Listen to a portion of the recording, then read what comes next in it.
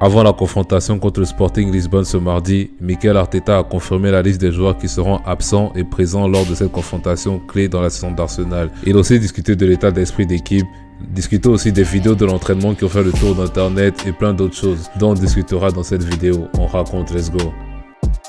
Parmi la liste des joueurs d'Arsenal absents lors de la confrontation contre Southampton figuraient Declan Rice, Bukayo Saka, Eberechi Eze, Leandro Trossard et Gabriel qui est sorti à l'heure de jeu après avoir senti un gêne. Sans oublier aussi Jurriën Timber. Declan Rice et Leandro Trossard ont été aperçus aujourd'hui dans les photos des séances d'entraînement et Arteta a même confirmé en conférence de presse qu'ils sont en contention pour le match contre le Sporting. Après être sorti à 60e minute de jeu contre Southampton sur une blessure, beaucoup de fans d'Arsenal avaient peur pour la présence de Gabriel face à Sporting. Eh bien, lui aussi il a participé à la séance d'entraînement aujourd'hui et sera bien en contention pour le match contre le Sporting. Voici la liste des joueurs qui font donc leur retour contre le Sporting. Declan Rice et Leandro Trossard, Gabriel qui n'est pas vraiment blessé et tous les autres joueurs qui étaient disponibles pour le match de samedi sont avec l'équipe. Arsenal donc retrouve son ossature avec Rice, Gabriel et Saliba. Si l'attaque fait son travail, ça devrait normalement passer. Malheureusement, ce ne sont pas tous les absents qui sont de retour face au Sporting. Bukayo Saka n'a pas été aperçu dans les photos d'entraînement et la même chose aussi a été observée pour Jurriën Timber. En conférence de presse, Arteta a confirmé que ces deux joueurs ne participeront pas au match contre le Sporting, mais il espère qu'ils seront disponibles pour le match de ce samedi contre Bournemouth.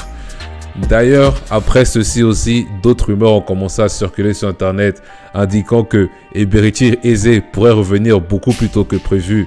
Il pourrait même être présent pour le match contre Bournemouth ce week-end. J'espère que cette rumeur est vraie.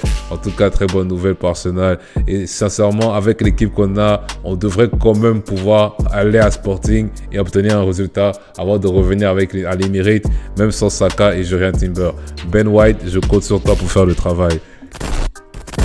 Je ne sais pas si vous avez vu la vidéo ou bien les images où les joueurs d'Arsenal étaient en groupe avec une balle au milieu d'eux et couraient dans les deux sens en attrapant des stylos. Un journaliste a demandé à Mikel Arteta quel est le but de l'exercice. Hi Mikel, in the training earlier today at London Colney, there was a few clips going around, one involving pens between the players. What was the rationale behind that and your practices today?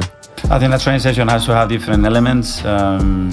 And it has to be related to the messages that we sent and the compromises and commitments that we've done between us. And I try to have all those messages and commitments as much as possible in as many situations as possible, and training was one of them. And what did that mean, particularly about the pens? Because That it's quite stays in unusual. the dressing room. En tout cas, il peut prendre des stylos là, écrire le nombre de messages qu'il veut faire passer. Moi, tout ce que je veux, ce sont mes trophées à la fin de l'année. C'est le message que je veux qu'il fasse passer en le faisant et non en parlant de ça. C'est tout ce que je demande. Le reste, il peut faire le nombre d'exercices qu'il veut, le type d'exercice qu'il veut. Tant on a la première ligue et la Champions League en plus, peut-être, on pourrait écouter ce qu'il a à dire par rapport aux exercices. Pour le moment, Arteta, tu as assez parlé. Il est temps de mettre la parole à l'action. Je suis tombé aussi sur des stats intéressantes. Apparemment, depuis que Arteta est l'entraîneur d'Arsenal, le mois d'avril est le mois où Arsenal prend le moins de victoires, avec un taux de victoire de 41%. Très alarmant. J'espère que cette année, en tout cas, ils pourront changer cette donne, parce que si le taux de victoire est aussi 41%, City va revenir dans notre coup et la fin de saison ne sera pas très intéressante. Aussi, je suis tombé sur une autre statistique qui pourra être optimiste et contrebalancer celle que je viens de dire. La dernière fois qu'Arsenal était deuxième 3 fois d'affilée, ils ont fini par remporter le titre la 4e année.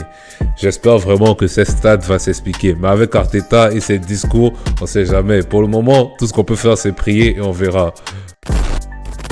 Mais ouais les Gunners, c'était tout pour les informations avant le match contre le Sporting. Si vous êtes nouveau ici et vous avez aimé le contenu, n'hésitez pas à liker, à commenter votre avis par rapport aux propos d'Arteta, les joueurs absents et les joueurs qui sont présents.